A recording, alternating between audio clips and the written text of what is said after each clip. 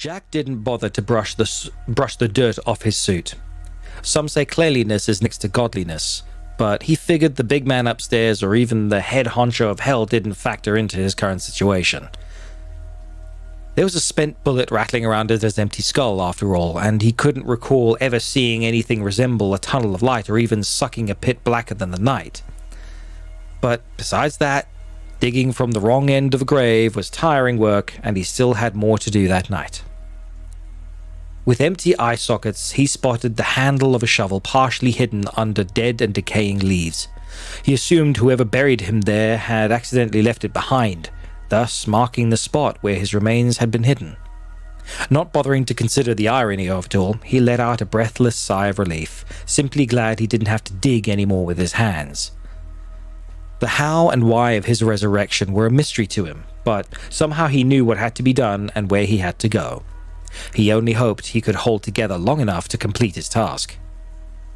With limbs lacking connective tissue or ligaments to hold them together, he leaned down and picked up the rusty tool. Despite the absence of muscle tissue, he gripped its handle tightly and rested its long wooden shaft upon his bony shoulder. Defying more than a few natural laws, he did all these things and then turned away, shambling through the woods towards his final destination. He had a long road to travel and another grave to dig that night. He clumsily shuffled his way through the overgrown thicket on the edge of the woods, past a dead-end sign, and headed directly up the center of May Street. Children, dressed in all manner of colorful costumes, walked all along the sidewalks. Plenty of them gawked at the animated corpse of Jack Marlin, but no one saw his appearance as the coming off of zombie apocalypse. In fact, he fit in quite well with all the other ghoulish creatures roaming around the streets that night. There really was no better night for his return topside. After all, pretty much anything goes in the 31st of October. One kid, made to look up like a hamburger, yelled at him, "Super scary costume, Mr. Brickle! You've really outdone yourself this year!" Jack didn't know who Mr. Bickle was, but he took the misplaced compliment as a sign he'd see little resistance on his trek through town. If it weren't for his jawbone lying somewhere back in the thicket, he might have responded with a "right back at you, kid." Instead, he ignored the boy and continued his slow, arduous walk down the street. He figured it was probably for the best he didn't try to speak. None of the trick-or-treaters seemed daunted by the thing he held together with nothing more than filthy rotten clothes and the will stronger than death itself. Even a single guttural grunt or growl might have inspired unwanted scrutiny. The last thing he needed was an angry mob intent of doing some zombie bashing. By the time he reached the opposite end of May Street, the sidewalks were vacant, and most front doors were illuminated only by moonlight. Turning left, he took to the sidewalk to avoid attracting too much attention. The next few hours crawled by at a pace matching his own sluggish stride. Other than a few blaring car horns and one inaudible slur, he walked along unnoticed and undeterred. Crossing the street toward the end of his journey, he tripped on the curb and did a faceplant on the sidewalk. As he rose to his feet, something the size of a fist slipped out of his ragged clothing and burst open on the cement. Thinking another part of him had fallen off, he looked down to see if it could be salvaged. Lying there on the sidewalk was a rotten piece of cloth surrounded by charred bits of bone. He only had to compare them to his own hands to confirm they were broken finger bones. The knuckles, being only bits not touched by fire, made him think of popcorn for some strange reason. A phantom pain where his stomach used to be stopped him short of reminiscing about his past life. With one swing of his shovel, he scattered the bones, not giving 1 second to consider the bone's significance. He moved onward toward his destination. A shaggy dog with dirty, matted fur came up to him about a block away from his destination. It followed behind him, probably hoping there was still some marrow left in his bones. He shooed it away with the business end of the shovel when it got too close for his comfort. "If one's burying anything tonight, Fido, it sure as hell ain't gonna be you." The thought made him chuckle inwardly as he came upon a railroad crossing. Walking over tracks brought up memories of his wife. She always crossed her fingers when passing over train tracks. She insisted he do it too, but he never played along. In fact, he always chided her for being so superstitious. Suddenly overwhelmed with regret, he did it for her then and lost a finger for his efforts. Not bothering to pick it up, he continued on. For the second time that night, he felt a strange tingling in his bones. Shrugging off the doubt welling up inside, he quickened his pace, certain that whatever was holding him together had an expiration date. He stopped for a moment when he came to the edge of a cemetery and gazed out over the landscape.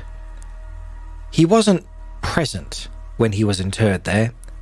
Well, only in the way that counts, but somehow he knew that the other side of the property was an empty coffin and a headstone with his name on it. And right beside it was where his wife rested. She was alive the last time he saw her, but in the same mysterious way he knew where his grave was, he also knew that she was dead as well. Walking amongst the grave markers and headstones gave him a little taste of tranquility no unmarked grave could ever give him. To finally be at rest beside the woman he loved was all he wanted. He didn't know who had dug him up and buried him in the woods at the end of May Street, nor did he understand why anyone would do such a thing. He decided it didn't matter because he'd taken matters into his own hands and would finally be at peace very soon. When the shovel gripped tightly in his dead, cold hands, he stepped up to the headstone. Etched into the headstone was his name and the timeline of his life, and a simple message: beloved father, son, and husband. Beside that was his wife's stone. He brushed a reddened leaf off the top of it and turned back to his plot. Time to get back to being dead and buried, he thought, as he sunk the head of the shovel down into the ground. He pressed it deeper with his foot and heaved out the first shovelful of dirt. As he tossed it aside, a voice broke the silence surrounding the graveyard. How exactly do you intend to put all the dirt back when you're done? Jack spun around to discover a tall man in plain black t-shirt and blue jeans. Not seeming at least bit shocked by the animated corpse of Jack Marlin standing before him, he exclaimed, "Ah, there's my shovel," before snatching it from Jack's hands. Without a second's hesitation, he swung the shovel around and slammed Jack into the side of the head. The dead man bellowed inhumanely as he stumbled to the side. Just as he was regaining his footing, the stranger swung the shovel upward, catching him square on the chin and dropping him hard onto his back. Apparently, I am now Sean Connery. Seconds later, a boot pressed heavily on his chest. He could hear his ribs cracking as he desperately clawed at the man's leg. The stranger stabbed the shovel into the ground beside the dead man's head and grabbed him by the arms. With a great heave, he tore them out of their sockets and tossed them aside. The rising corpse of Jack Marlin let out a ghastly screech that echoed through the cemetery. The stranger grabbed the shovel and without a second thought drove it straight through the dead man's neck. Jack's head rolled free and settled onto the divot he just dug moments before. Crouching down, the man picked up the head and spat in the eye socket. You don't remember me, but I wish you did. The next time you see me, it will be like we've never met before. Sadly, hexes can only do so much. You're probably wondering who I am, but my name's not important. Just know that the great-grandson of Hilda Swanson. You at least remember her, right? She's one of the many people you swindled. Yeah, well, she has a message for you. With all that said, he set Jack's skull on the grass and pulled out a little pouch and a pack of matches from his pocket. Within the pouch was a fine red powder he poured in a circle around the skull. Jack, being the unwilling witness he was, could do nothing but watch as the man took a little sack from another pocket. He guessed what it contained seconds before the man opened it and dumped its contents onto the grass. Lying there before him were bits of yellowed finger bones. The man placed the bones around the skull with the knuckle end of each sticking outside of the red circle. Mumbling a few inaudible words, he struck a match across from the top of Jack's head and dropped it into the circle. A green flame burst into life and quickly encircled the skull of Jack Marlin. The flames rose up around him, flickering threateningly. Jack awoke as if from a dream. He was sitting at the desk in his office with a loaded revolver gripped tightly in his hand. A loud voice came from the other side of his office. "I repeat, this is the police! We have a warrant for—" The voice cut out just as an elderly woman in a long yellow dress appeared before him. Her dress flowed around her as if she were underwater, but her graying black hair didn't move an inch as she strode up to his desk. "Don't you worry about them, sugar. They ain't coming in unless you give 'em the go-ahead." Jack blurted out, "Who are you? What's going on?" She leaned over the desk and looked him right in the eyes. "The name's Hilda Swanson. You and me need to talk." In a flash, everything came back to him. He was reliving his last moments of life. The woman was new, but everything else was just as it had happened before. He'd just gotten off the phone with the head of security, who called to tell him that the police were heading up the elevator to deliver a warrant for his arrest. The realization was almost too much for Jack to take in, but eventually he came to his senses. I shot myself." "That's right, sugar. But don't you fret over just nothing yet. Ain't nothing carved in the stone that can't be undone with the right ritual." "But, how? This can't be real. I mean—" "Shush, sugar. It's simpler than baking a pie. You just gotta stand up and open that door." Jack sat there staring at the ethereal figure standing before him. "But what will that do?" Hilda shook her head in frustration. "Seems I gotta spell it out for you. You go ahead, let them men in here so things can move along as they should in the first place. Things should sort themselves out from there." "But I don't want to go to jail." Hilda slammed her head down on the expensive mahogany desk. "Oh, you damn coward!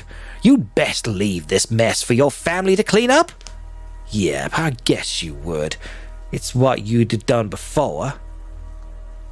"So what you waiting for? Go ahead, put that gun to your mouth. Pull that trigger." Jack looked over the revolver in his hand. He wondered how things had gone so wrong.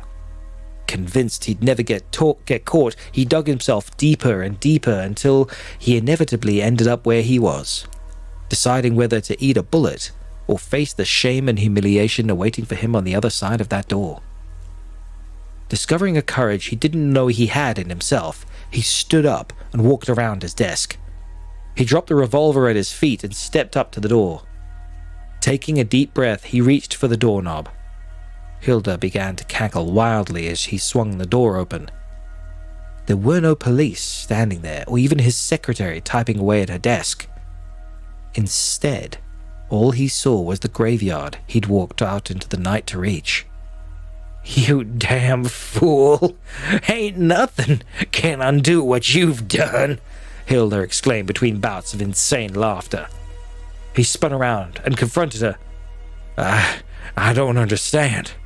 You said—" The old woman's laughter died as a twisted grin replaced the laugh lines of her face. "Yep, I said what I said, but only so I could watch you blow your brains out again. This is the first time you ever chose option 2. Took you long enough, but it ain't changing nothing. You're dead, and so am I. But nothing, sugar. I died waiting for those in charge to figure out where you hid all your stolen gains, and so did plenty of other people you cheated. No doubt you locked it all away in some Swiss bank, and ain't nobody ever gonna get that. So all that leaves is little old me is the chance once a year to shit in your cornflakes. And believe you me, that's just what I aim to do for as long as I can keep pumping out babies and teaching them all about you. As long as they keep the tradition alive on Halloween, You ain't never gonna rest easy beneath that fancy headstone." Utterly dumbfounded, Jack could do nothing but sputter and gasp in shock. She'd said he'd never rest in peace, and he believed her. He wondered in that moment how long this whole sordid affair had been playing itself out. But he didn't bother asking. He doubted she'd tell him, and he didn't think he really wanted to know. Lost in a mire of self-pity, he failed to notice Hilda step up behind him. Raising up on the balls of her feet, she leaned in close and whispered in his ear, "And all that's left is you get back in the ground. See you next year, Jack." With his name barely out of her mouth, she leaned into him hard and shoved him through the door. About an hour later, Jack was once again dead to the world and settled back into his unmarked grave in the woods. Hilda's great-grandson tossed a small bag bound with a leather cord onto the corpse.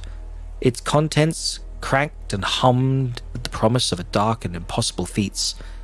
He then filled the hole. When his task was done, he laid that shovel beside the mound and covered it all with leaves and branches. As the sun began to peek over the horizon, he whispered 5 words he ended every Halloween with. "See you next year, Jack."